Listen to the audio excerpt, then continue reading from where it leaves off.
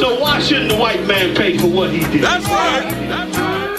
One day you'll see just how it feels. Payback is a dog. It's a dog. Payback is a dog. It's a dog. Payback is a dog. It's a dog. Payback is a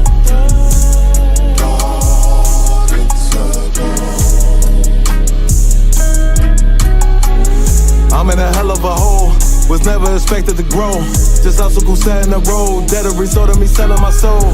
The story I'm telling is cold, but yet it's what everyone knows. The white man's the devil is known. America was never our home, only a place of captivity, safe facility, hating, disfigure me. They claim that I'm lazy, be killing me. Maybe this slavery draining my energy. 400 years and counting, the trail of my tears is countless. Main fact that I'm here is astounding, but I can't wait till this shit is surrounded. Ready to tangle my king and the angel, be ready to rap. Crack in the sky, nuclear missiles will make it official. I'm capturing every cracker surviving. Put them all in chains where they need to be, slavery for me. And let the whole world see that with them in the cage is safer in the streets. Put the dog on a leash, get resolved for the beast. 144, get the ruler show, we could all be at peace. As soon as the trumpets are sound, your kingdom we busting it down. The only way justice is found, the time for your judgment is now. One day you'll see just how it feels. Payback is a dog. It's a dog. Payback is a dog. It's a dog. Payback is a dog. It's a dog. Payback is a dog.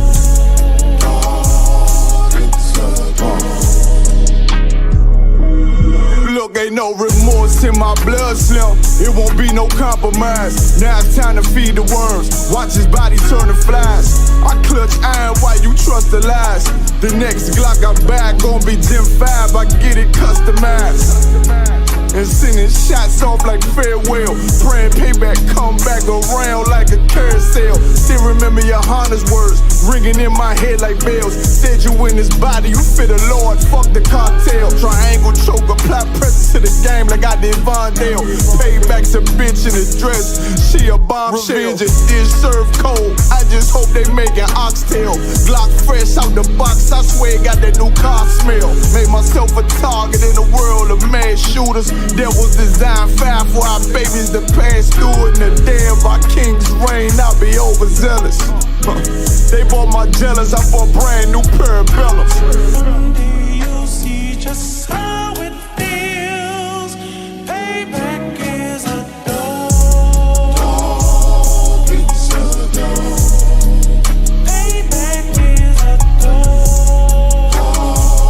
It's a dog. Payback is a dog. It's a dog. Payback is a dog. It's a dog.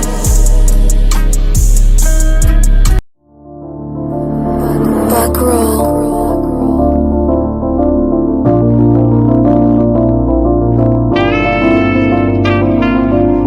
This shit gon' ride.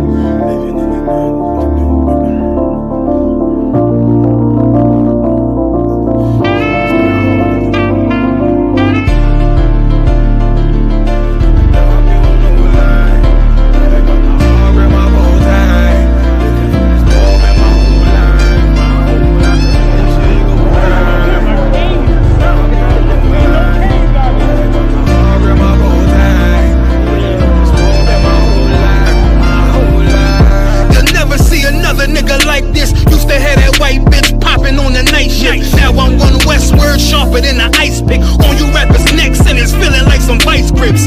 Yeah, that's light shit. Send my bro a kite quick. Ties of war, we ain't forget about you. Keep your light lit. Rappers can't see. Most of them scared to witness. Go on, close your eyes. There's one right here for the trenches. Bad bitches, natural hair or extensions. Hood niggas that'll probably grip like some dentures. Brothers on them fences. 23 and 1 out.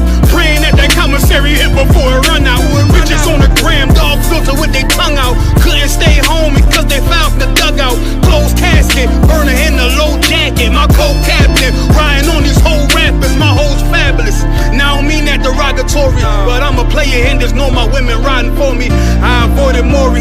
got 2 jets. If I can't make it through for them, then I'm useless. Sit down that roof, Chris, with a couple bosses. After the war, just to count our losses. It's not many. You see a smile on my face, but I'm not friendly. Gun on my waist, sipping white Henny.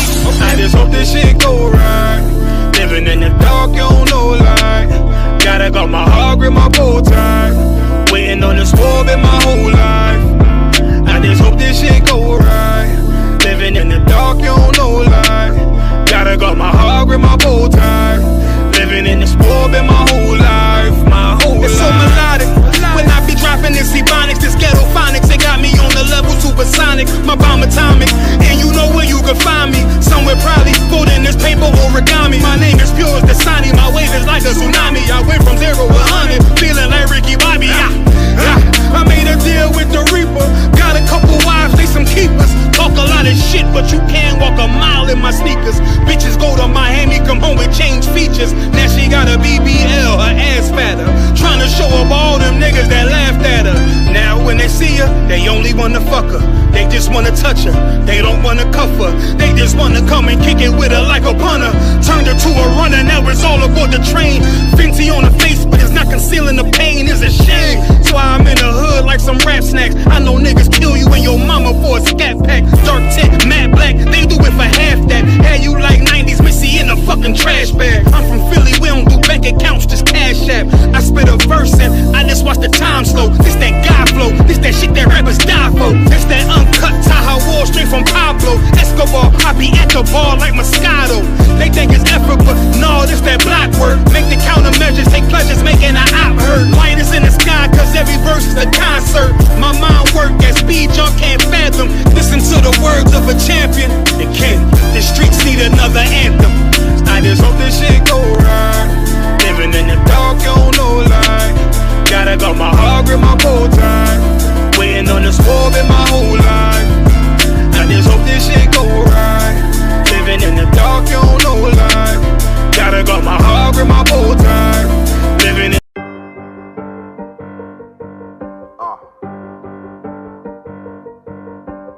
yeah, on 44 shit, you know what I mean? Busy man, busy man.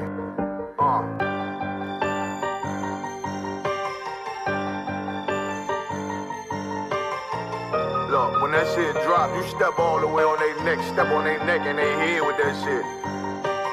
Fine then, I ain't show no mercy, we gon' show them boy what time it is. I pop out like I'm Samuel, I got time to kill. Haters thought I died, I survived. They don't know how I did it, got it out the mud, straight to glory. They don't know how I feel, he nice but he don't show them skills, how I show them skills. He ride but he don't work the wheel, how I work the wheel. They mad, I'm too solid, circle tight, yeah, vacuum seal. No, they want my life, I ain't worried, I got rank for real. I got real soldiers, kill for me, nigga, watch yourself. They say you been in beast mode lately, you is not.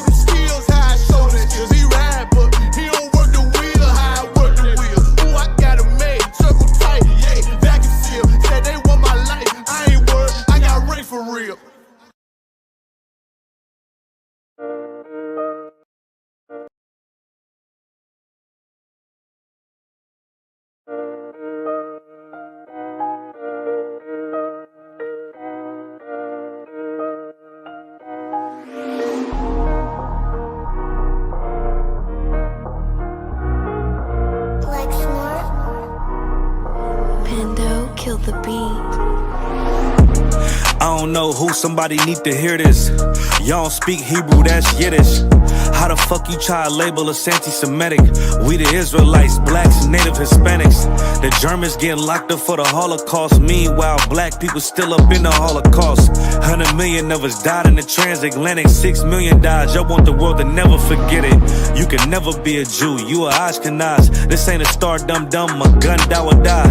Yeah, Yeezy told the truth and got ostracized. Not one person in the Bible had on a yarmulke. We was slaves in America like we was in Egypt. Y'all don't even fit the curses in the Torah neither.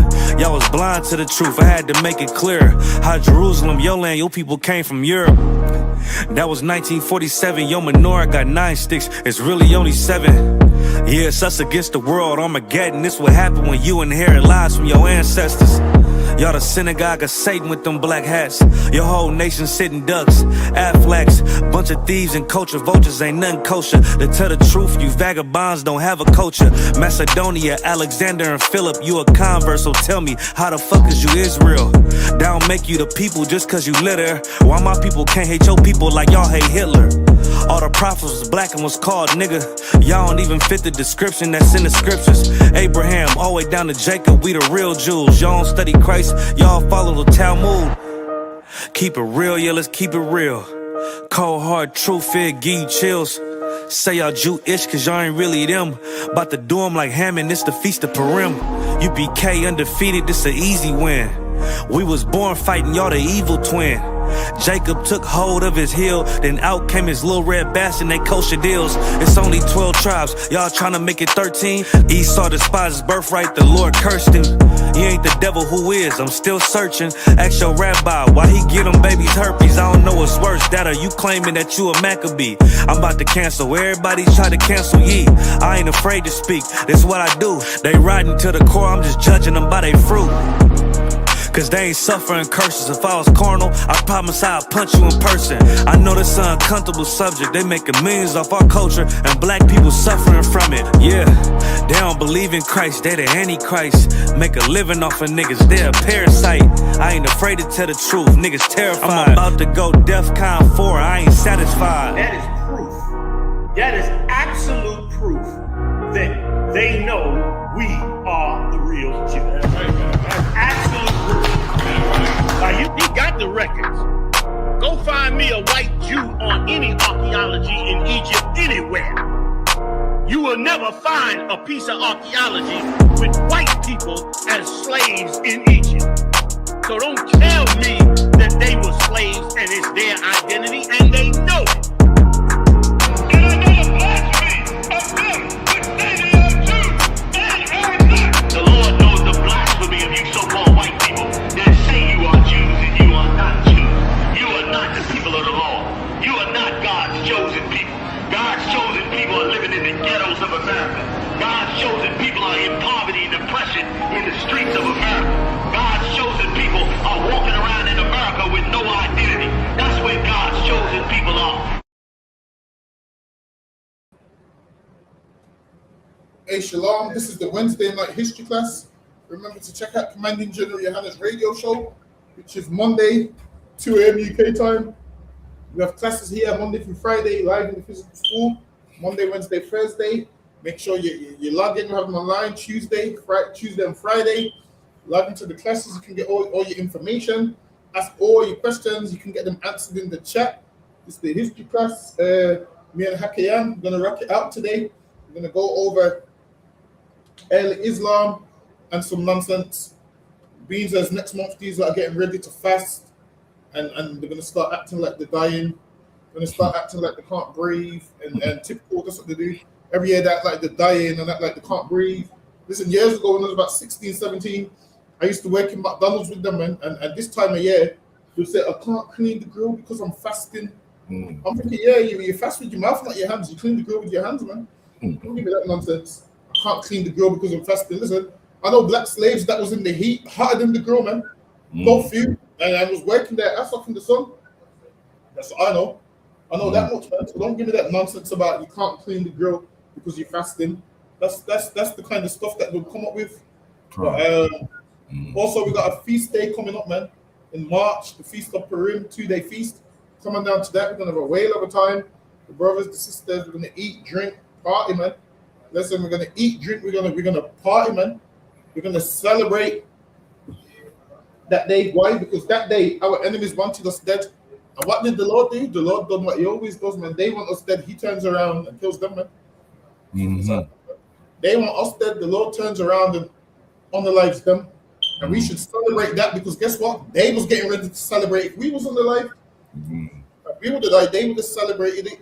And they would be having a feast of Purim. Them saying we got rid of them niggas, man. But luckily for us, them niggas they wanted to get rid of is still here because of the mercy of the Lord, man.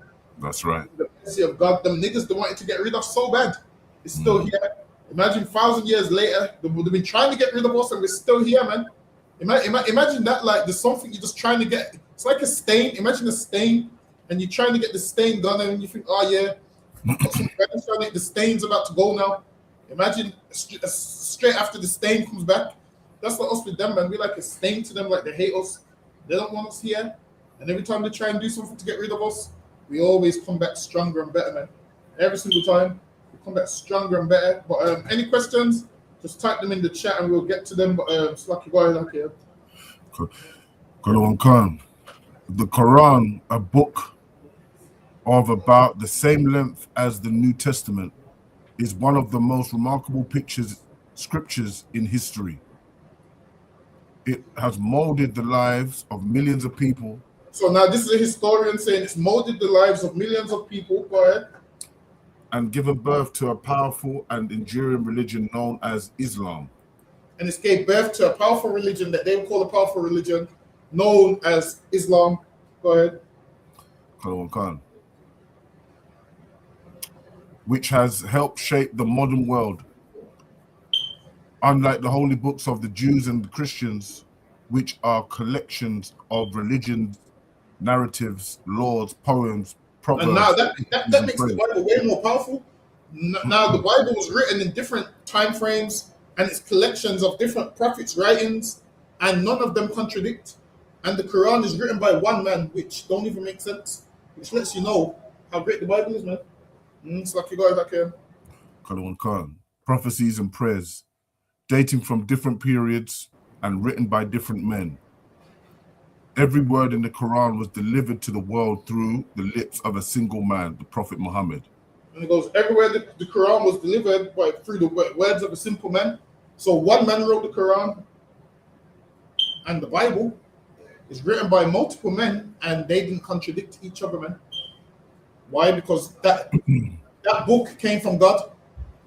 This Bible, man, came from men who the Lord put his spirit on. The Lord put his spirit on these men, and that's why it don't contradict itself, man. Go ahead. Right. Some of the Quran's chapters or surahs are short and fiery warnings of doom, proclaiming a day of judgment and demanding the worship of one God.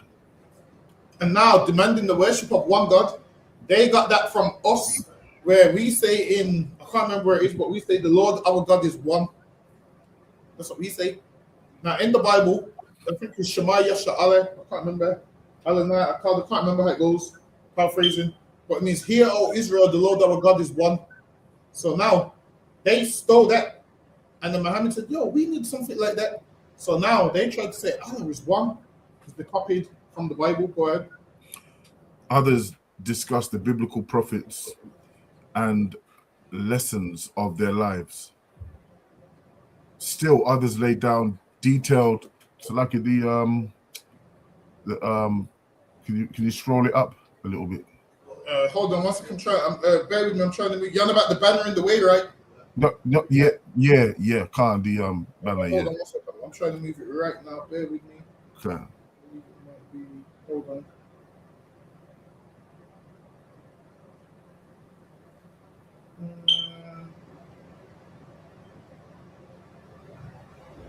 No, it's not that one. Oh yeah. There you go. Others discuss the biblical prophets and the lessons of their lives. Still others lay down detailed regulations concerning the family, property, and justice. All are phrased in a hypnotic Arabic that helped convince the Quran's original hearers. So now it was phrased in Arabic, because why this religion was for the Arabs, man. Imagine this, Hakim. They tell you, them prophets was only sent to Israel, but Muhammad was sent to the whole world. If that's the case, why was it in Arabic and not in a language the whole world understands, man? If that was for the whole world, that should have been in Latin and Greek, which was the language that the whole world which would have been like the majority of what people would speak and understand. That's but right. they had it in Arabic. Why? Because it was for the Arabs. Same like when you go to China, all the signs are written in Mandarin because it's for the Chinese. It's not for you. They don't care if you want to order a spring roll. You're looking at the menu and you can't understand what's on the menu, man. It's because it's not for you, man. That menu ain't for you. That menu is for them. That's who they cater to. And the Quran caters to the Arabs. Don't cater for us. Go ahead. So, okay, what's the hypnotic Arabic mean? Did you know what that means at all?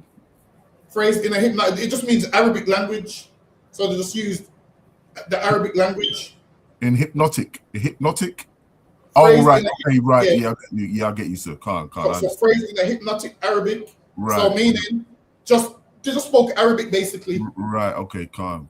So they would speak certain words in Arabic, and the Quran was written in Arabic, and that's all it is really. Calm. That helped convince the Quran's original hearers. See, and it helped convince the Quran's original hearers. So the Arabic that they would have spoke would have been like some ancient Arabic, and would have used certain words to convince its original hearers. They would have spoke it like in a religious way, like Muhammad is great or whatever. They would have spoken those kind of ways to convince you that this man's smart and he's penned the Quran, and look at the words he's using, meaning that. Go ahead. So, lucky, sir, if I may, would you say it's similar to a pastor or a preacher Yes. in the church? Yes, that's exactly what it is. They speak hypnotic languages to hypnotize people into believing in Christianity, and they spoke a hypnotic Arabic to convince people to believe in that also. Go ahead. Khan.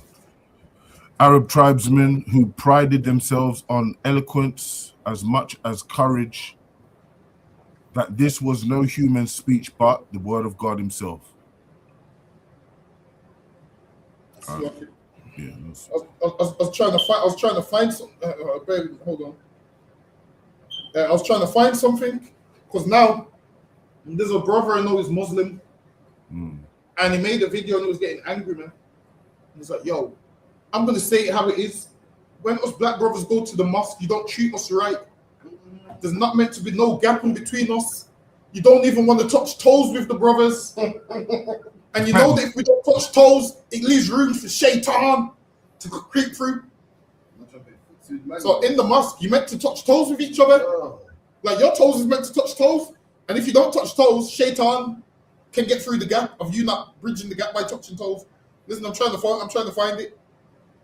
They saw them corns on his foot, boy. They said, nah. Why?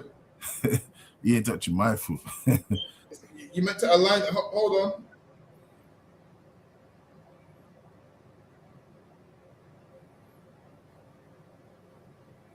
Hold on.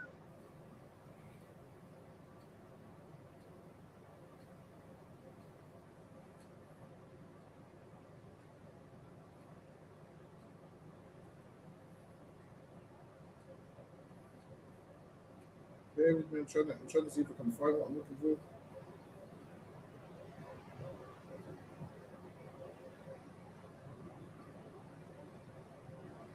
Should I read or? Hold on, I got a little bit here.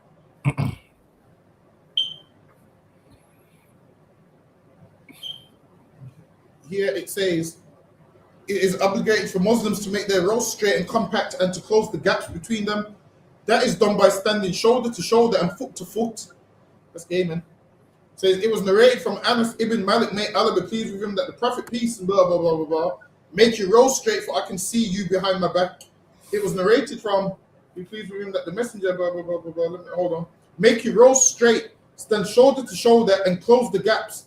And do not resist your brother's hands. Do not leave any gaps for the shaitan. Whoever completes a row, Allah will reward him, and whoever breaks a row, Allah will forsake him. Listen, man, I'm telling you, you gotta lock toes in the mosque, man. You gotta lock toes with a man in the mosque. I'm trying to lock toes with a woman who's got her feet done. That's what we're doing here, man. Right. We lock toes with women. Listen, we take off our camp boots, man.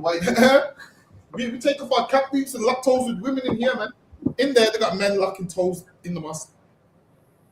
It says, may Allah have mercy on him, said, what is it meant by do not resist your brother's hands? Is that a man should be easygoing if his brother pushes him forwards or backwards to make the road straight. Listen, man, why closing the gaps in prayer is essential? Let me see if I want.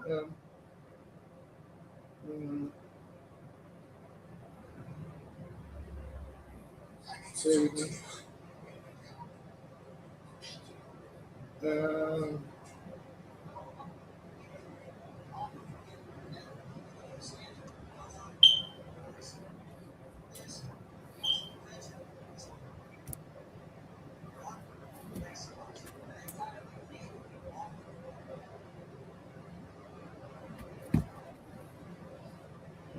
See, it says standing shoulder to shoulder and foot to foot. Look, man, two men shouldn't be touching feet, man. I'm telling you, two men shouldn't be touching feet, but I'll leave it there. But yeah, that's the kind of things that they're into in there. And I seen a black brother I know him personally, and he was upset, man. He was, yo, you don't even want to touch feet with the brothers. I was like, yo, why are you upset about that? And that just shows, and this is what he goes, because, yo, I take my deen serious. And imagine, their book says, meant to stand shoulder to shoulder and touch feet, but they're so racist that they go against what their book says, man. It shows that the black man even follows their book more than they follow their own book. Because he's willing to touch feet with another man. All this book needs to say is be gay, and every black man that's converted to the religion is going to be gay. I'm telling you, all that religion has to say is be gay. And every black man that converted to it is going to be gay. So, okay. Go ahead, Hakim. The Quran is the heart of Islam, a word meaning quite simply surrender to God. So now they will tell you it means surrender to God, and they'll tell you Abraham was a Muslim. Like, go ahead. Islam began as a religious movement in the torrid wastes of Arabia. So it began in Arabia, and really it was meant to stay there because Muhammad didn't know how big this religion was going to be. He planned for this to just be an Arab religion, and then afterwards, with the conquest, when they started to go to Egypt and conquer Byzantine territory, they spread it. Go ahead. And quickly spread through the Middle East. It encompassed many diverse peoples who came to call themselves Muslims or believers. So it encompassed many people. So many people ended up following this religion. Many of them joined it because of fear. So many of them didn't join it because, it's the religion of God and it's the right thing to do. Many of them joined it because of fear. They was petrified. So this was their only choice.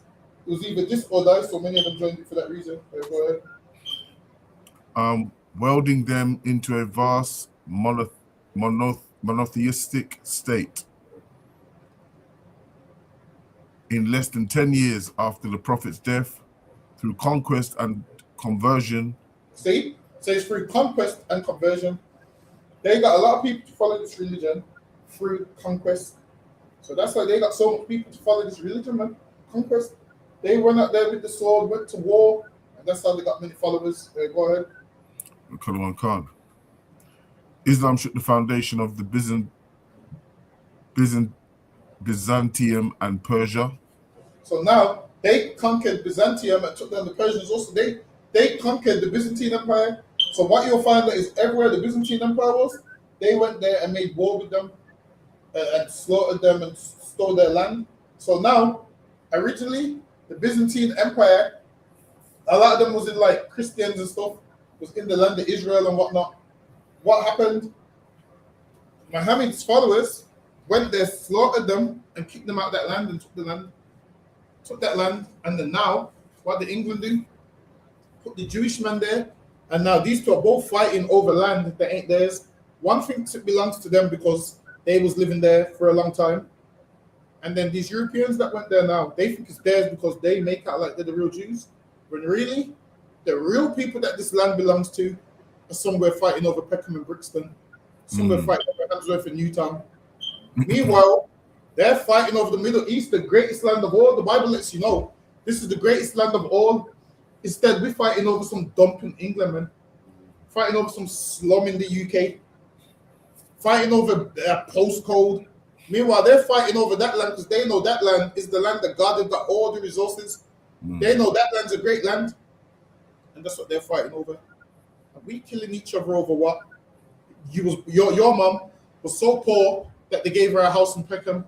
My mom was so poor that they gave her a house in Brixton. And now I'm going to kill you because your mom was poor. She got a house in Peckham. You're going to kill me because my mom was poor. She got a house in Brixton. Our parents didn't even choose to live in the places that we're fighting for. They're there because they ain't got no money. That's why they live there. They live there because they ain't got no money. And when the government and council built these ghettos, they said we're going to separate and put a ton of you black people in there. And that's where we've ended up. And now we grow up and we fight over this little slum that they gave us. Imagine the oppressor didn't care about this slum that he just gave it to us. Builds these council houses and says, yeah, you just like go live there. The bin men barely come where we live. And this is what we're fighting over, man. Fighting over it makes no sense. Meanwhile, the Middle East now, they're fighting over oil. They're fighting over things that actually changes lives. I'm going to kill you over you saying F a area. Listen, man. I'll be the first to say it, man. F them areas, man. That's right. I'll be the first to say it, man. Why are you going to fight me over Peckham? Fuck Peckham, man. If you're mad at me for that, listen, you hate your own people, man. Listen, what's the opposite to Peckham, Hacker? F all of these areas where they put us, man. Why are we fighting over this BS, man? We got bigger problems. We're fighting over Peckham, Brixton, Handsworth, Newtown. F all them areas, man. How about all the people in them areas, us black people just come together and say, you know what? We're not going to go by an area no more. We should all turn around and say, yo, F this area. We're going to go by what race we are. I seen a video of a man saying, Ramadan's coming up, and if you got any issue with a Muslim, go speak to the Imam because we're brothers. And I was like, damn, we should say that as black people, man. That's right. We should say as black people, like, yo, whatever issues we got, let's go speak to the generals because we're brothers. That's what we should say, man. Imagine in their religion, they can squash beef in that religion because they're the same religion, and they consider themselves brothers, and us that are real brothers can't squash no issues. It's kind of crazy still. Yeah, that's something we definitely got to work on, but go ahead. Karwan Khan. The two most powerful civilizations of the era, in less than a century, it swept through parts of Asia, Africa, and Europe. So now they start to conquer places like Asia, Africa, and Europe. Because now they enslaved a lot of them Africans as well. Why do you think all over certain places people are Muslim? Because they did conquest there. So you'll see all these places where the religion went, there's conquest there. Why do you think so much there's so much Africans in obviously there's Africans in Ghana, but why there's so much Muslims in Ghana? Because obviously these lot went there with the sword and went all these places and forced a lot of them Africans to convert to Islam. They went there, spread it with missionaries and forced people to convert. Go ahead. Karwan Khan. Dominating an area larger than that of the Roman Empire at its peak. See, so now the Arabs had more than the Roman Empire at its peak. That's how much places they conquered. Go ahead. Eventually, it was to make Arabic the common language of some 90 million people. And it was to make Arabic the common language of some 90 million people. This is why you see black people speaking Arabic. A black man will eat a meal. Before he eats the meal, he'll be like, Bismillah, all of this nonsense. Bismillah, all of this nonsense. Why? Because they're trying to be Arabs, but you're never going to be an Arab.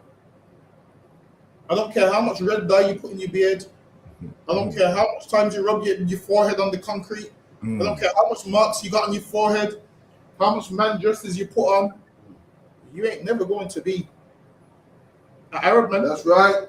Never, ever, ever, ever, ever. These Arabs ain't allowing you as a black man to put your organs inside their Arab daughter, man. It's not going to happen. It's not gonna happen, man. I'm telling you, they're gonna try to kill you. If it does happen, the parents cut them off. It happens, man. We always trying to go outside of our race, and it don't work for us, man. It don't work for us because even in that religion, imagine you're a Muslim, man. You're the greatest. You're black. You're one of the best Muslims ever. Go to an Arab man and say, "Let me take your daughter's hand." It's not gonna happen, man. It's not gonna happen. Lucky, go ahead.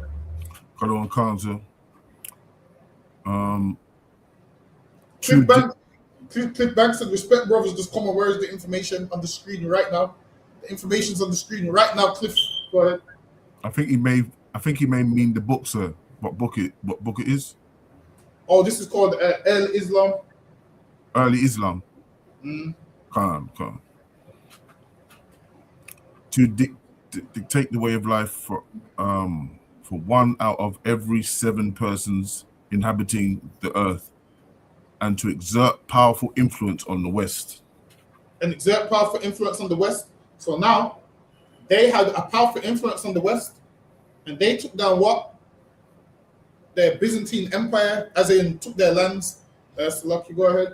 Of these 3 towns, Mecca was by far the most prosperous and important. So Mecca was like a trading port. So they used to trade in Mecca, and Mecca is where people go to do Hajj today. So this is the most important. Go ahead. First, it was the crossroads of the lucrative caravan trade. So now Mecca, which is a holy city till this day, I believe there's only one flight you can catch to Mecca. I believe you have to go through a certain program to even get to Hajj. Got to pay a certain amount of money, so they make a ton of money off it as well. So it was a trading port at first. Go ahead. Vast camel trains bearing spices, perfumes, precious metals, ivory and silk filled through the town, headed north on the way up from Yemen and the Hadramawt to the markets of Syria, and headed east from the Red Sea across the desert to Iraq. Adding to the profits from the caravans was a brisk pilgrimage trade. So they called it a brisk pilgrimage trade, meaning these trade routes was making so much money. So Mecca used to be a trading port. So people used to trade from Mecca to and from Mecca. It's always had a religious background, but before it was how it was today, they would still celebrate the same thing. You see how you do Hajj today? They was doing Hajj before Muhammad, which lets you know that that's not a new practice that they do. We're going to get to that also, but go ahead. For Mecca was the site of Arabia's holiest pagan shrine. Oh, hold on. Read that one more time. For Mecca was the site of Arabia's holiest pagan shrine. It says Mecca was the site of Arabia's holiest pagan shrine. So now, Mecca used to be a place where pagans used to go and do Hajj. And what happens now? Muslims go to that same place and do Hajj. Hold on, let me just show you. If I type in Mecca in here, let's see what comes up. Let me type in Mecca shrine.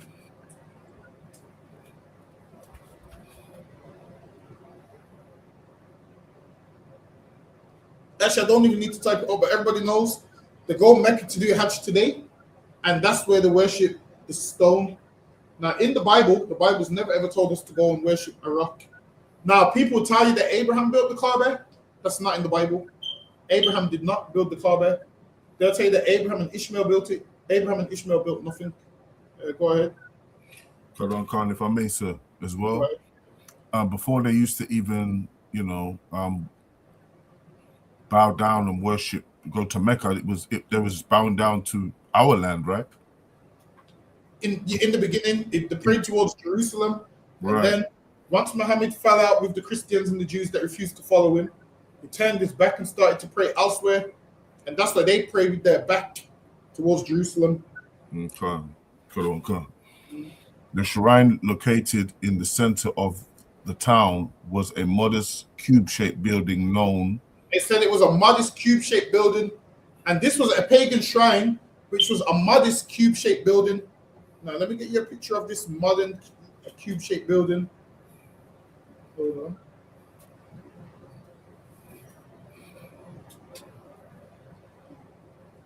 Bear with me. So it says it was a modern, this pagan shrine was a modern cube-shaped building. Right here is a modern cube-shaped building. You can see it on the screen right here, Ken. Khan, sir, yeah. Mm-hmm. Oh, I don't know why the screen. Oh, yeah, here it is. So right here is the modern cube-shaped building. Right here, and that modern cube-shaped building is the Kaaba. So now that's what it is, and that was a pagan shrine before Muhammad, and it's sure to be a pagan shrine after Muhammad. Yes, Lucky, go ahead. Could you Lucky. next slide? As the Kaaba, among See? the religious. It says the cube-shaped building known as the Kaaba. So they acknowledge in early Islam that the Kaaba was a pagan shrine. You can't get around that. History teaches that. Muslims will teach that as well. But then they will lie to you and tell you, oh, well, it wasn't a pagan shrine in the beginning because Abraham built it, but then the people lost their way. So Muhammad came to show them the way again. That's not what happened. This was the religion of the Arabs, and this was their pagan shrine from many years ago. Go ahead.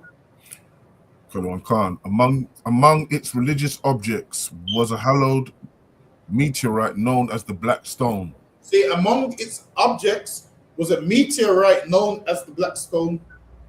And a meteorite is a stone, you know, which fell from this. Hold on, let me just pull up a meteorite.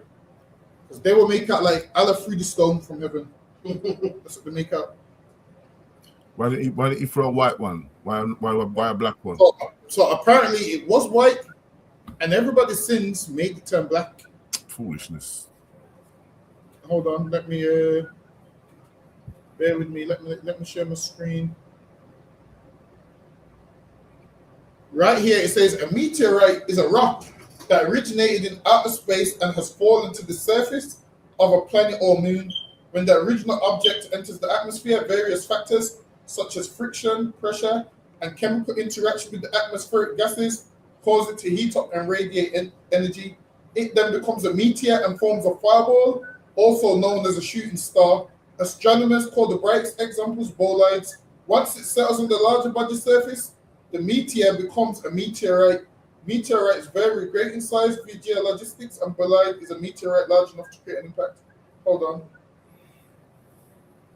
So it goes, meteorites that are recovered after being observed as they transit the atmosphere and impact Earth are called meteorite falls. All others are known as meteorite finds.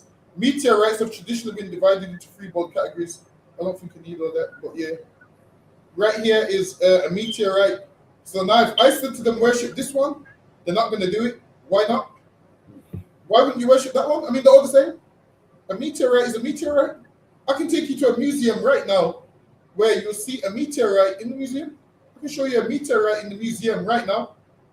And they wouldn't worship that one. Go ahead. Khan.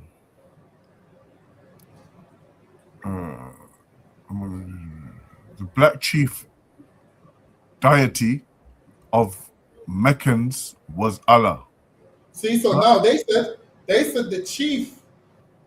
They said the chief deity was hold on. I'm just trying to find something else.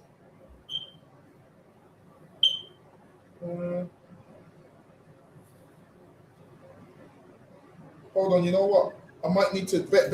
I should actually read that. I'm just trying to find another PowerPoint. Khan. Among its religious objects was a hallowed meteorite known as the Black Stone, embedded in a wall in one corner. The chief deity of Meccans was Allah, the creator of the universe. See, so now they worship that as Allah, the creator of the universe. So now they hold on, bear with me. I'm just trying to hold on. What's his name again? I'm trying to what's his name? I'm trying to find it. Bear with me. I'm just trying to bear with me.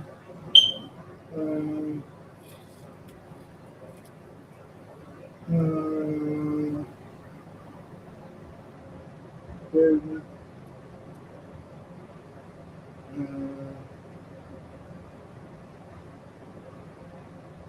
Bear with me.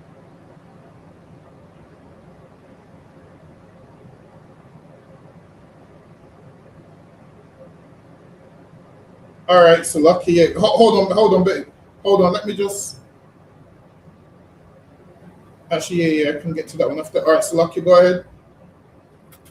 Kalawan Khan. He shared his power with some 300 other gods and goddesses whose statues filled the holy place.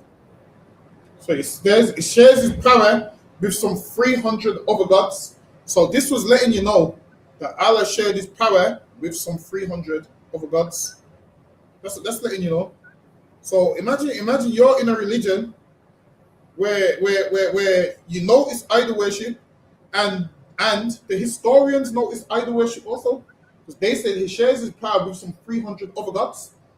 And now when you look at the religion, Persian mythology, they worship multiple gods. Go ahead. Kalawan Khan. The people who came on the pilgrimages to worship these deities, like the commercial travelers in Mecca, attended big fairs held in the city and left behind a great deal of wealth. The leading citizens of this commercial and religious center was members of a powerful tribe known as Quraysh. And now that was Muhammad's tribe. Muhammad was from the tribe of Quraysh. Go ahead. Kalawan Khan. Cliff Banks is going to put the name of the book in the chat. It's called Early Islam. It's written multiple times. I might have to delete some of them. He was it. Is it me? It's only. So Yeah. The book's called Early Islam. Actually, you know what I'm gonna do? everyone grenade that thing. See what let me pull up a picture of the. I'm gonna pull up a picture of the book. It's a good book to have. Listen, this one is it's one of my favorite books. Bear with me. Let me pull up a picture of the book.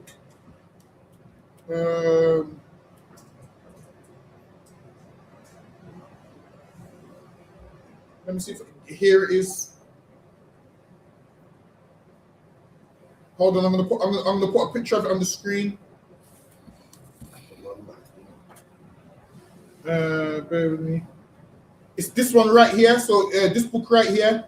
This one here is called Great Ages of Man, Islam. So this is what it looks like. This book right here. So just let me know when you got that, and then we'll move on. But yeah, it's an excellent book. We'll give you the whole history from start to finish. From what I remember, it was real cheap as well, but they're probably going to put the price up on it. But yeah, it was real cheap when I got it. So yeah, that's the one we're reading from. That one right there, Islam. Hold on, let me go back into this. All right, no sweat, Cliff. Lucky, go ahead, again. Kalawan Khan. The leading citizens of this commercial and religious center was members of a powerful tribe known as the Quraysh. So the tribe of Quraysh is a tribe that Muhammad was from. So first he presented this to his tribe, and at first they weren't trying to hear a word of it, and then obviously threatened them, got them to convert, and then they kind of spread it. Go ahead. Through their widespread interest, the Quraysh had built up a great financial and military strength, and they governed Mecca as an elementary form of a republic through a council made up of representatives from the city's most influential families. It was in this bustling city that Muhammad was born about 570 AD. So he was born 570 AD. So he's born 570 years like after Christ. He's born like 570 years later. And then he's going to come and try and talk about something that happened 570 years before him. Doesn't make no sense. He weren't even there to know what was going on. He weren't in the land of Israel to know what's going on. So him talking about Abraham and whatnot, he ain't got no ties to them. Them men was Israelites. He ain't got no ties to them. He's come 570 years later talking about things that he doesn't know. Go ahead. Constant. It was in this bustling city that Muhammad was born about 570 AD. In Arabic, his name means highly praised. And now, because his name means highly praised, they will go into the Bible and try and find something in the Bible and say, oh, this is talking about Muhammad. And then all you have to do is read the line before and read the line after and understand that if it is talking about Muhammad, the whole thing's out of context. It doesn't make no sense. That's like me saying, yo, this burger right here, I tried the big tasty burger, man, I highly praise it. And someone's like, see, he's talking about Muhammad. See, you don't make no sense. They're out of context with it. One is the try and place him in the Bible out of context. You have to read the context of what the scripture is talking about. Everywhere they see highly praised, they will think he's talking about Muhammad. No, it's not. Listen, I've done some good work at school, and a teacher said, yo, we highly praised the student. They didn't say we Muhammad the student. It doesn't make no sense. They place things out of context. So they'll read the Bible and say, see, that's meant to say Muhammad. But they've took it out. It's never said Muhammad. It never will say Muhammad. Go ahead. Hold on, Khan. He never knew his father, a trader named Abdullah, who died shortly before his birth. So now he never knew his father. His father died shortly before his birth. Yes, Lucky, go ahead. Muhammad's paternal uncle, Abu Talib, then became his adoptive father. So now then his uncle took him on. Go ahead. And it was he who reared the boy to manhood. As a young man with no future, as a young man with no fortune of his own, Muhammad had to work for a living. He did various odd jobs, among them tending sheep and buying and selling goods in Mecca. Then he went to work as an agent for a woman named Khadija. That's every Muslim woman's name, Khadija. So now, his went to work for a woman named Khadija that was a widow. So this was an old woman who ended up becoming his wife. So he went to work for her. Go ahead.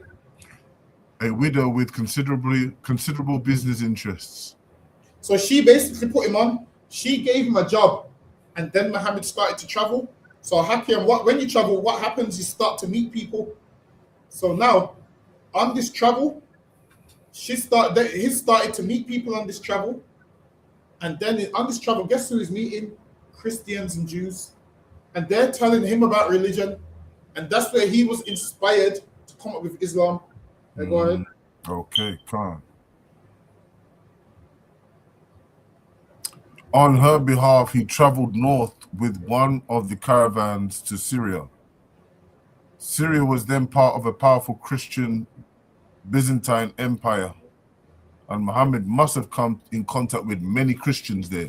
See, and he came into contact with many Christians there, and they taught him. And now when you see in the Quran, there's things about the Bible in there, it's because Muhammad learned from these Christians he met on his travels. Why? Because those Christians that was living in Arabia, those Christians that was living in Syria, I believe the Christians that was living in Arabia used to read the version of the Bible called the something Peshitta. I think it's pronounced Peshitta. Hold on, let me find the name. Let me find the name of it. Is it Arabian Peshitta? Let me find. I'm gonna find the name. I'm gonna find the name of it.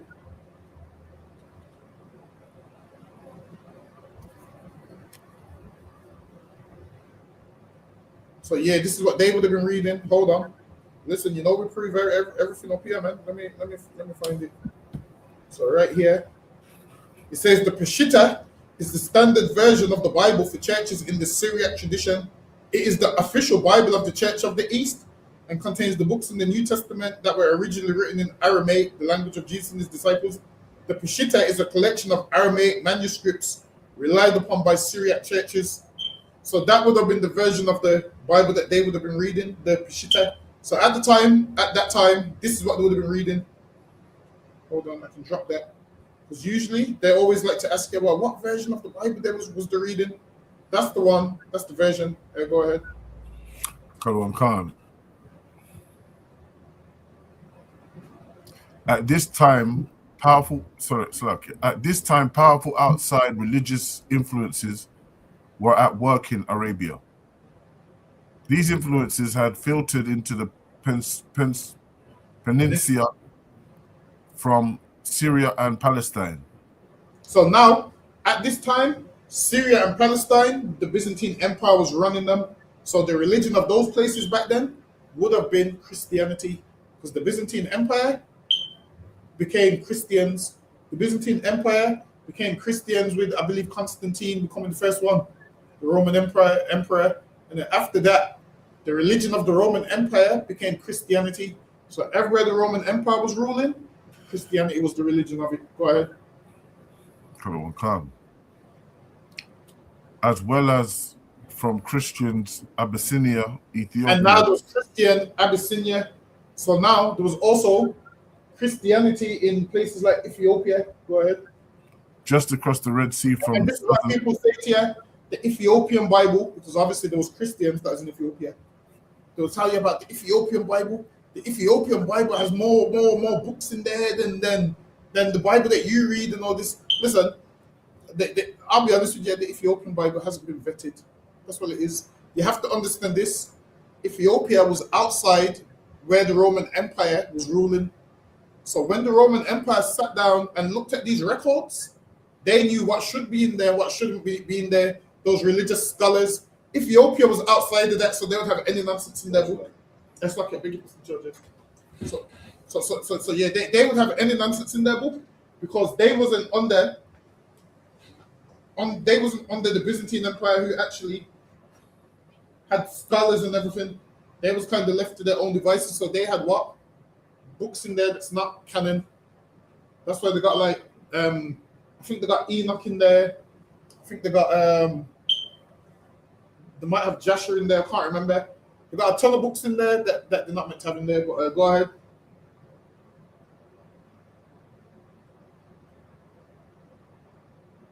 Silaki the one. You tell me to go, yeah? Oh yeah, go ahead. Oh, Silaki. Silaki. He was a Christian Abyssinia. Hold on, Khan. A colony of Abyssinian. Silaki, no. Christian Abyssinia. Just across the Red Sea from southern Arabia. Some Arabians had been converted to Christianity and several. So now, said some Arabians had been converted to Christianity. So those people in Arabia also would have been teaching Muhammad about Christianity. And over time, he went in a cave and came out and told those same ones that taught him about Christianity, listen, man, I had a dream and Gabriel came to me. And the devil like, no, that didn't happen, man. This contradicts what we believe. Go ahead. Some Arabians have been converted to Christianity, and several oases were partly occupied by tribes of Arabian Jews. See? So there was Jews also in Arabia. Would have been Jews in Arabia. Why? Because when people fled out of Israel, they went different places. So there would have been Jews living in Arabia. There would have been Jews in Syria. There would have been Jews in West Africa. They would have fled all over. Because after 70 AD, they started moving through the earth and settling in different places. Go ahead. Khan. Also in Arabia at this time, there were Hanifs, men dissatisfied with Arabian paganism. And now, at this time, there was men called Hanifs, men dissatisfied with Arabian paganism. So how did they learn that Arabians had paganism? By the Christians letting them know, like, look, man, we got one God, man. By the Jews letting them know, look, man, we got one God. So these men was upset that the Arabs had multiple gods, because they was like, yo, these Christians are smarter than us. They got one God. We need one God. And that's why Muhammad got rid of the over 300 idols and said, no, we're going to have one God, just like the Christians and the Jews. Go ahead. So, Salaki, sir. So, basically, Hanifs just mean these were men that were dissatisfied with Arabians, paganism, meaning they had more than one God, right? Yes. So today you would call a man like that. I think they used to call them, what's the word that they used to call the Protestants now? There's a certain word they used to call them. What's the word they used to call them, man? Puritans. Yes, Puritans. Meaning they wanted everything pure. So a Hanif would be like a Puritan. So right. Puritan is like a Protestant that wasn't into the paganism, wanted right. everything pure. So then over time, people give them certain names, will put a title on it. Right. So they'll call the Protestants Puritans. Here they'll just call these Hanifs. So it's the same thing. Right, can't. Go ahead. Who lived ascetic lives and believed in a single God. So these was called that because they lived an ascetic lives and believed in a single God. Yes, Lucky, go ahead. From these sources, as well as from his trip to Syria, Muhammad undoubtedly heard tales about Jesus and the prophets. Oh, read that part's key. How else? This is why Muhammad knew about Jesus and the prophets. Because he traveled, his wife gave him a job, and he traveled and he learned about what Jews and Christians and Jesus and the prophets. So they would tell Muhammad, yo, you know, there's a great man called Jesus. And then Muhammad would listen to it. And then he, in his mind, said, yo, I want to be like this great man. And instead of him following this great man, he tried to become the great man. And that's why everything that Christ had, Muhammad wants the same thing. Wants the same thing. Go ahead. Kalawan Khan. And about the God worshipped by both Jews and Christians. And he heard about the God worshipped by both Jews and Christians. And he heard that they worship one God. So now he said, yo, we need to get rid of those idols and worship one God. Go ahead. Kalawan Khan. More and more, he must have felt the lack in his own people of a coherent. Okay, so now that's why he went back to his people and said, yo, we need one God. Because he felt the lack in his own people. Because he's like, yo, we got a God for every day of the year. That don't make no sense. Because he was around the Christians and the Jews, and he learned what they believed made sense. What they believed in one God made sense to him. So he went back to his people and saw these like worshipping statues and was like, that don't make no sense. So then he tried to make their religion the same as what the Jews and the Christians had and tried to put his own spin on it, but make it for the Arabs. And that's where Islam comes from. Go ahead. So like you said, if I may, Go ahead. who wrote this book? Who's the author of this book, sir? The author of this book. Yeah, is it Arab or? Oh, I think it was an Edomite, you know. Let me hold on, let me find it. Let me find it for you. Well, I ain't got the book to hand, I just got the slide. Bear with me. Oh, Khan. Bear with me. You want to read? Yeah, go ahead while I try to find it.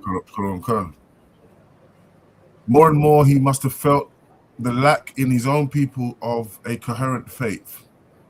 As one who had. Well, I can't find it on here because I saw the book.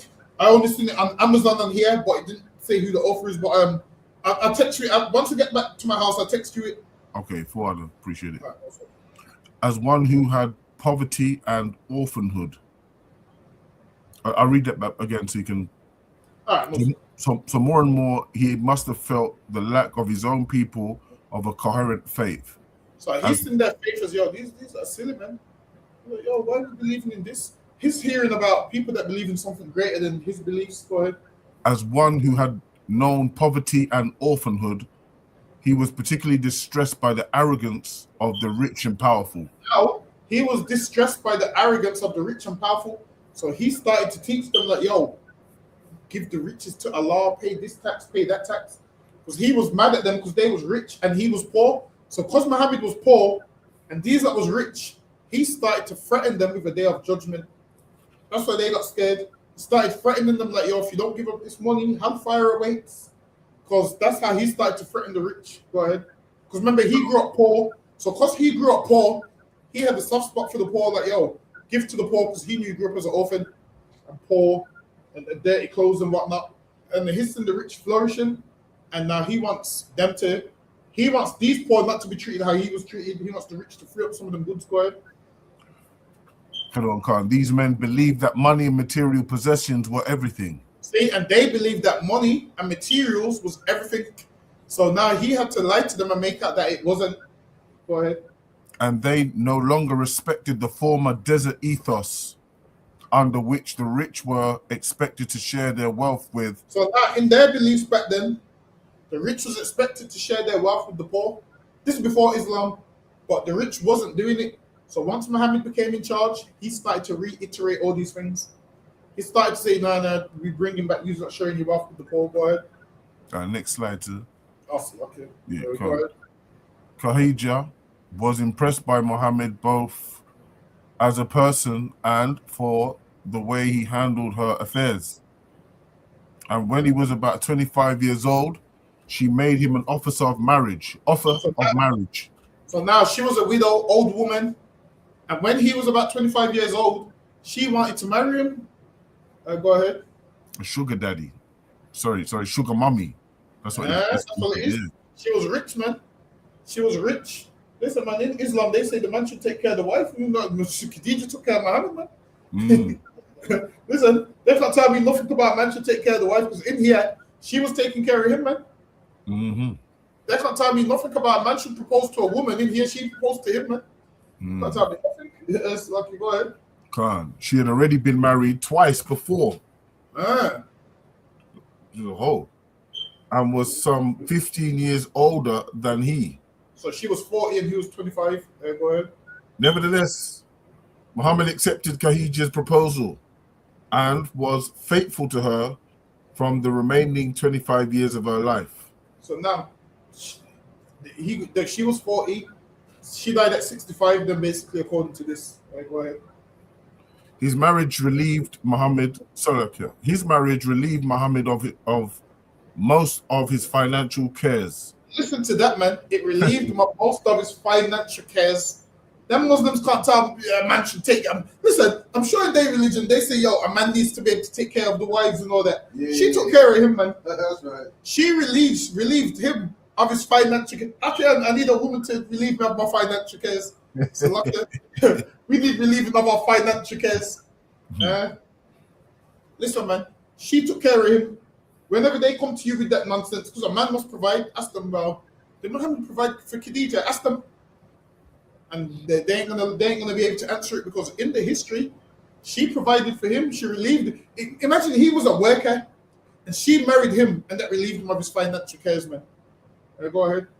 That means she paid for everything. She paid for the first date. She paid for all of, you see all that stuff that they make you pay for? She paid for all of that, man. Go ahead.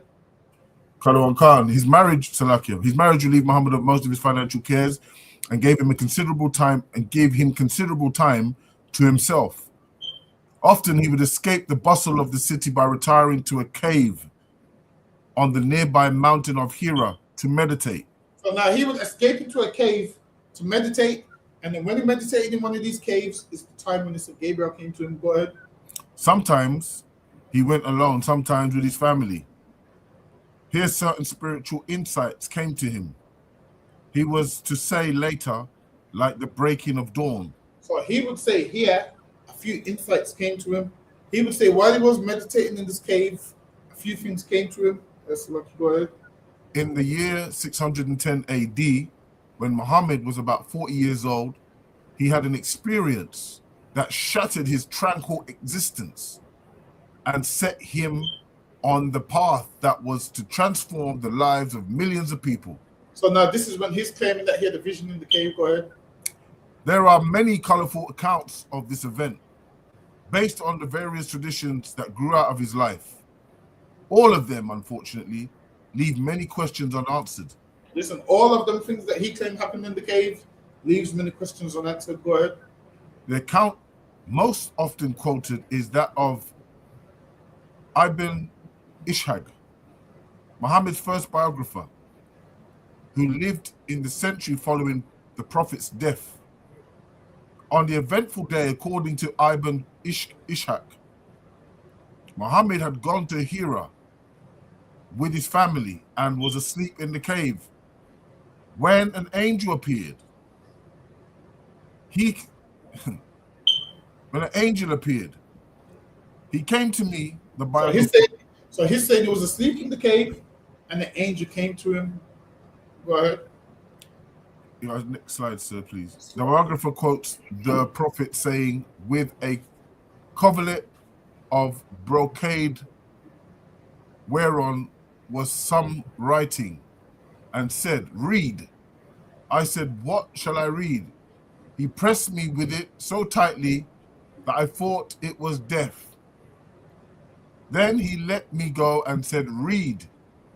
He said, "Read in the name of the Lord, thy Lord, who created man of blood, coagulated, Salakia. Read.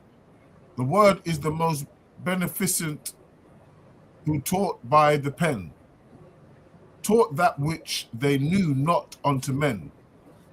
Muhammad awoke from his sleep in a spiritual turmoil. See, Muhammad awoke from his sleep in spiritual turmoil. Listen, man, I'm gonna tell you right now, sleep paralysis. Yeah, he's thinking this in an angel of God. Listen, man. Niggas have these dreams all the time, man. Sleep paralysis. Listen, I'm in the sleep that something's holding me and I can't move, man. This sounds like sleep paralysis to you. But it sounds like to me. He's making out like, yeah, it's an angel of God. He said he was asleep. Listen, if he's asleep, sleep paralysis, man. He's making out like, yeah, angel of God visited him. Yeah, go ahead. Khan.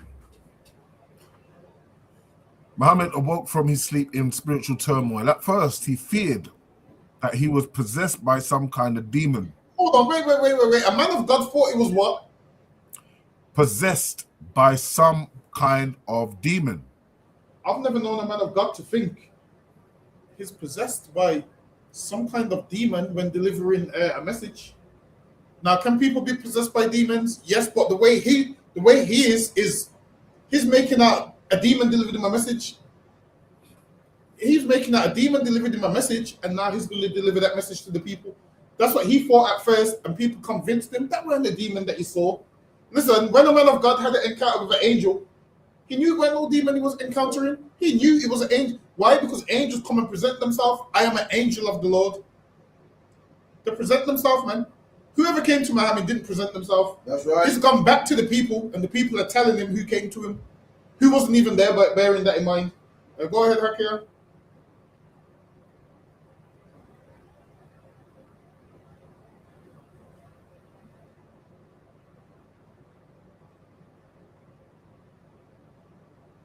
So like yeah, the one, so like you said,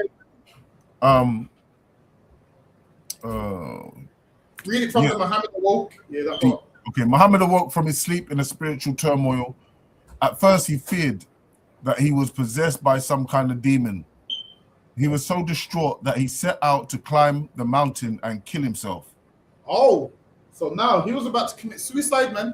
He was so distressed by this dream, he was about to kill himself. Go ahead. So, like you said, if I may, it sound like he was possessed by a demon by the looks of it. Exactly. Because in our Bible, it said, well, from what I've been taught in the UPK, is that demons are there to kill you. Exactly. And just so it probably was some type of demon. Right.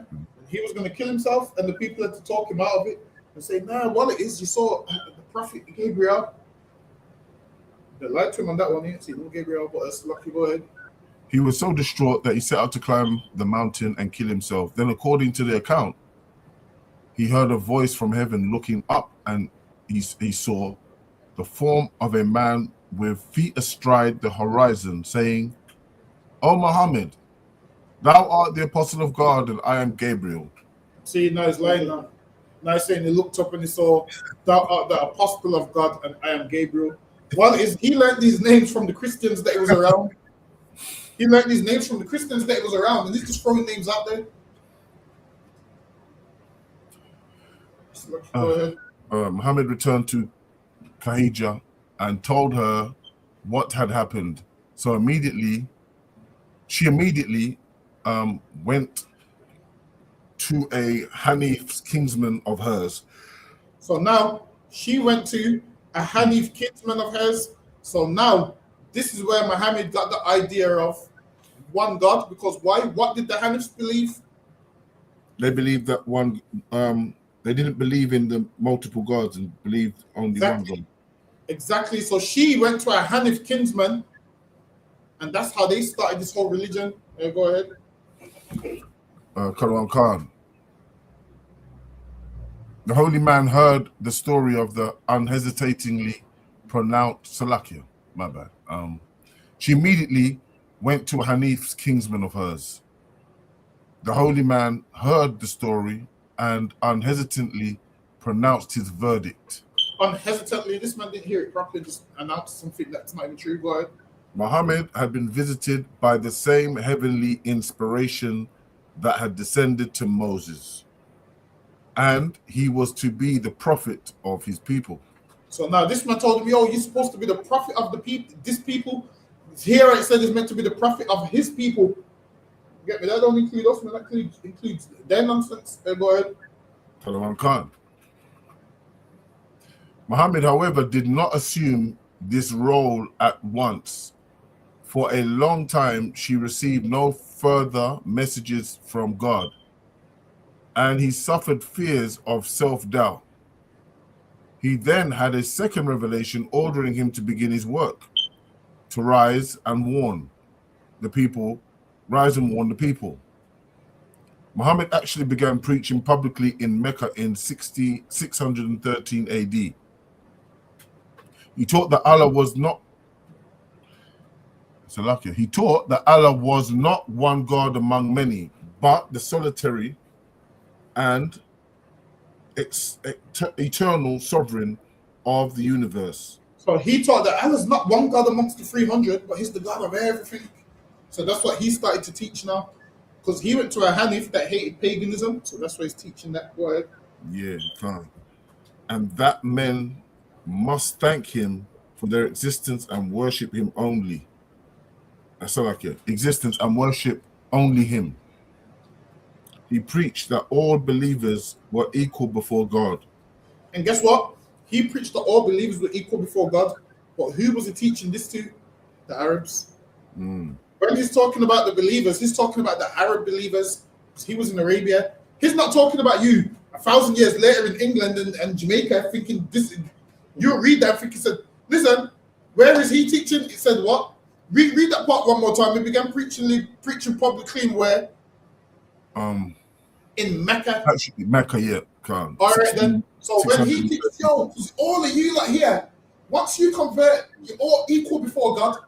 He's saying that to the Meccans, not to everybody. So when black men read the Quran today and think they're all equal before God, Muhammad was speaking to the Meccans, same like John 3:16 was speaking to the Israelites. Yeah. It's the same way Muhammad was speaking to the Meccans. Right. Now you can't read it 1,000 years later and include yourself. Your blackness was never in Mecca when he was delivering that speech. Go ahead. Man got locked toes in the league. Yeah, exactly. Man ain't locking toes with black men. He ain't doing none of that shit, man.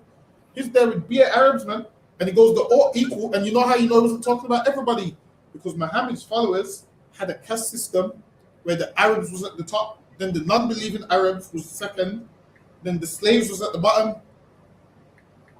And even a black Muslim was still lower than a non-believing Arab, which lets you know people read it wrong, but go ahead.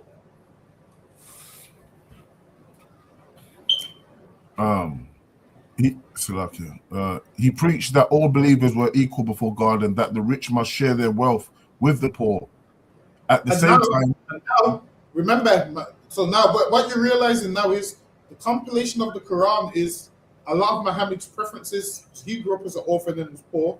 Now he wants the rich to share their wealth. So have you noticed everything that he don't like, he's making it, God said this, he's making it law, everything that he don't like. So go ahead. That men's destiny was in God's hands. There would be a day of judgment for all men. Muhammad thus gave new values to life. Under paganism, it was believed that death was the end of all existence. Now, according to Muhammad, every man would be held accountable in and afterward for his deeds on earth. A stunning concept for a people who had believed that the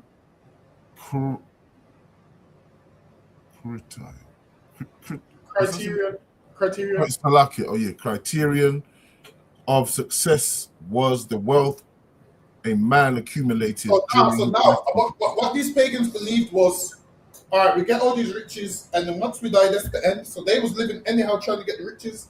So he's threatened them with like, yo, there's an afterlife, meaning you might be rich in this life, but you're gonna live a horrible life in the next one if you don't give up wealth and do certain things. So that's why he implemented all of that also. Go ahead. So he's basically using this religion as a ploy to squeeze money from people, right? Yeah.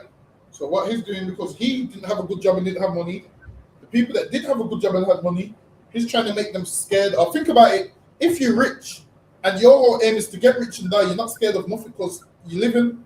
He's making that he's giving them something to worry about now. So he's giving them something to worry about when it comes to money now. Go ahead. For those who accepted God and Muhammad as his messenger, he said there would be a justice in this world and a glorious life after death. So now he told them, any man that accepts Allah and Muhammad as his messenger, you're gonna have a great life in this life and the next. Go ahead. But for those who did not submit, there would be hellfire and terrible tortures. See, so now threaten them with hellfire and terrible tortures. Because they believe that when you die, you're in the grave and one rib's on top of the next rib. You heard that? How the grave encloses that's squashes you? Yeah, it's that tight that one rib's on top of the next rib. And you're in there and you're tormented, and they open the door in your grave and you can see hell, and they say to you, see, because you was good, you're not going there, but if it was bad, you would have went there. Then the ones that are going to hell, the open heaven, say, see, you could have had this, but you're going there. So they're obviously in their grave being tormented. And if you're good, you have a spacious grave where you can walk around in your grave and whatnot. That's just the nonsense that they believe. You can walk around in your grave and you get a spacious one. Go ahead. First class. Mm-hmm. I mean, The Prophet's first convert was his wife Khadija, And his first convert was his wife Khadija. So she was the first convert to Islam. Go ahead. who was soon followed by 3 others: Ali, a younger cousin of Muhammad; Zaid, a slave he had freed; Zayd, a slave, you know. Go ahead. and Abu Bakr, a man of substance. Abu Bakr and Ali were to play important roles in the rise of Islam. Many of Muhammad's early followers came from the ranks of the poor and downtrodden, who eagerly seized upon his message of hope in this world and the next. However, most of the Aristocratic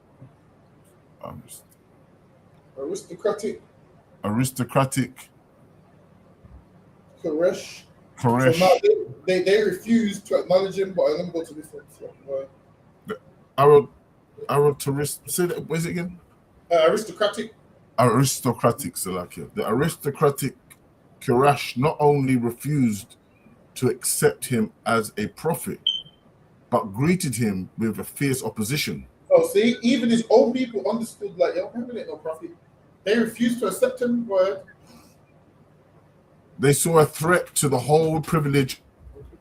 They saw a threat to their whole privileged way of life from a faith that made pity rather than position the measure of human worth.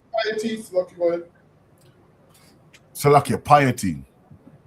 They saw a threat to the whole privileged way of their life from a faith that made piety rather than position the measure of human worth. They also feared that if Muhammad won large numbers of followers, he could eventually convert his religious power into vast political power and dominate the city. They didn't want him getting political power either. Go ahead. What is that, Salakia, sir?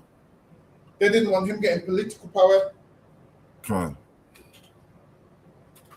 Finally, they saw Muhammad's attack on their pagan gods leading to a loss of profitable trade. See, imagine this. When they was worshipping the pagan gods, they wanted money for the profitable trade. And now, once Muhammad got rid of their pagan gods, guess who profited off that trade? Muhammad. Guess who promised off Mecca today? Let's see how much money is to go there. Oh shit! Hold on. Let me see how much you got. How much is a round trip to Mecca? Let's see.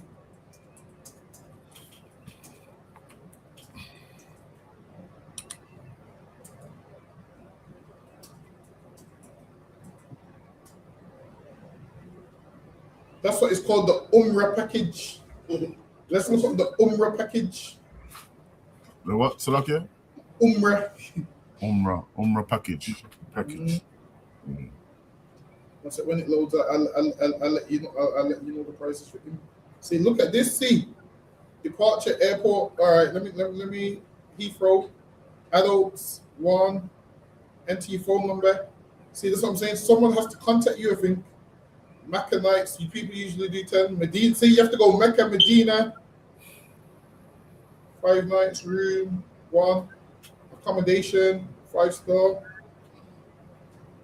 right, let's say I wanted to go from the 14th. Oh, I have to put in a phone number. See, before you can even go there, most of these places you need to put in an inquiry.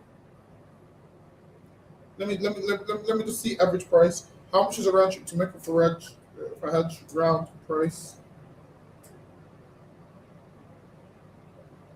Apparently, people say you only can go one way. See, it says a basic package typically starts around 3,000. Mid-range packages offer better accommodations and services start from 6,000. Luxury passages start from 10,000. Says luxury packages can exceed 10,000, including premium hotels and VIP services. Imagine that. 10,000 for you to go there, man. That's the prices that they're charging. That's lucky. Go ahead. Khalwan Khan. The Quraysh ridiculed Muhammad, calling him a liar and a poet, and suggesting that his revelations were the product of his own imagination. They even subjected some Muslims to stoning and beatings. So they would stone some of them and beat them. Next slide, sir. So, That's lucky. Go ahead. no problem. That man's destiny was in God's hands. There would be a day of judgment for all men. So it said there'll be a day of judgment for all men. Go ahead. Muhammad thus gave new values to life. Under paganism, it was believed that death was the end of all existence. Now, So according to go ahead. Now, according to Muhammad, every man would be held accountable in an afterworld for his So lucky, we deeds. read this already, actually. So lucky. Oh, we read that one. That's lucky. Go ahead. From this time onward, Muhammad's role changed drastically. While in Mecca, he had been merely the religious leader of a small group, somewhat in the tradition of the early Hebrew prophets. But once settled in Medina, he played a new and more powerful role, with increasing spiritual and political authority. In keeping with his new status, the nature of his continuing revelations changed from being purely religious to having greater legislative and social content. Even they're saying, yeah, his prophecies changed from one thing to another. Go ahead. One of Muhammad's early problems in Medina was with the Jews there. Several Jewish clans controlled the richest agricultural lands, and had made formal alliances with one of 2 Arab tribes that dominated the oasis. Muhammad, according to the Western scholars, expected the Jews to recognize him as a prophet. No, imagine this. He expected the Jews to recognize him as a prophet. And these Jews was like, damn that, you ain't no prophet, man. Go ahead. Khan, thus strengthening his position in Medina. And now he wanted them to recognize him as a prophet because it would strengthen his position in Medina. If they recognized him as a prophet, it would strengthen his position. They'd have to be like, yo, Muhammad's a prophet, man, yo. So everyone would be like, yo, the Jews said he's a prophet, so he's a prophet, but they didn't do that. And now you know what strengthens Islam when black people join it, man. That's right. Don't join it because now you make another black man join it and another black man and another black man. You've strengthened it now. Don't join it, man. Say no. In jail, let them beat you half to death, man. Say no. Go ahead. In an effort to win their support, he adopted some of their religious practices. Okay, so now to win their, how can you hearing that? Yeah, To win their support, he adopted their religious practices. Why do you think they will say to you the Bible and the Quran is the same? It's because he adopted the Jews' religious practices to try and please them because he wanted them to join him. Go ahead. Among them fasting on the Day of Atonement. Among them fasting on the Day of Atonement, and that's why they have Ramadan, because they copied the Day of Atonement. Go ahead. and the custom of praying toward Jerusalem. And the custom of praying towards Jerusalem, they also copied in the beginning. Go ahead. A few of the Jews became Muslims. See, and some of these silly Jews became Muslims. You follow a few of their practices. Imagine if a man follows your practices, so you join his religion. That don't make no sense. You should have got him to join your religion. It would have made no sense. Anyway, why would I listen? Imagine I'm doing the original, you know, and the man's copying me, and I join the copy. Why? It don't even make no sense. The dumbest thing ever. Make no sense. Money must have been involved. But go ahead. But the majority saw in the growth of Islam a threat to their own political and economic self-interest. These are so, yo, this is a threat to our economics, man. Go ahead. Far from accepting Muhammad as a prophet, they rejected his claim and bitterly criticized him. They said, yo, this man ain't no prophet, man. Look at what he's saying. They criticized him. Go ahead. This is black people talking to him, right? It could be, but there was also converted Jews also. Come on. Contending that many of his revelations contradicted their scriptures. Oh, so the Jews understood that Muhammad's revelations contradict the scriptures. So they understood he can't be a prophet of God because what he's saying contradicts the scriptures. And if you know anything about the Quran, it contradicts the Bible. So you can't read both of them. You have to pick one. You can't follow both because one contradicts the other. Go ahead. Khan. Muhammad, contending many of the scriptures, and therefore, and were therefore false. And they understood his revelations was false. Them Jews were smart enough to know what this man's saying ain't true. His revelations is false. Go ahead.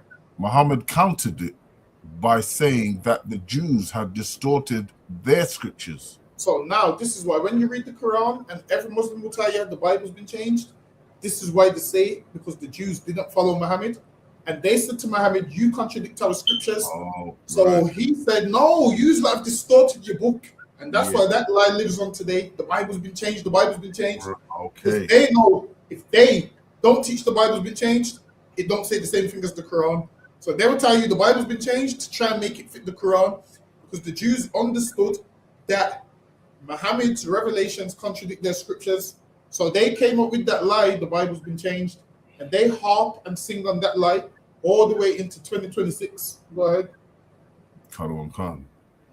Seeing that he could not win the support of the Jews.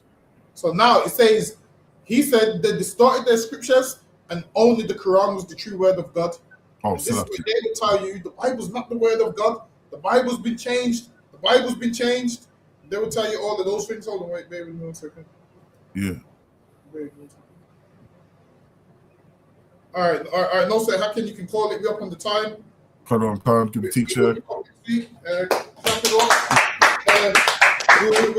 continue that one next week. Lucky, go ahead. Lucky says, any announcements? Yeah, we got the feast day coming up. Feast of Purim, March. Also, we got class tomorrow. Scripture breakdown, 7 p.m. to 9. Get all your questions answered. On the ends Friday. We got Lashon Kodash Friday, Sabbath service Saturday, and so on. All right, you can call it. Khan, man of Israel, Madiam Shabbat, Madiam, Barak, Yahweh Bashim Al Shai Bakatah, Yahweh Bashim Shabbat Kafam, Yajimatah, class dismissed. For what Israel, Shalom Israel. Shalom, sir. Lord in Christ.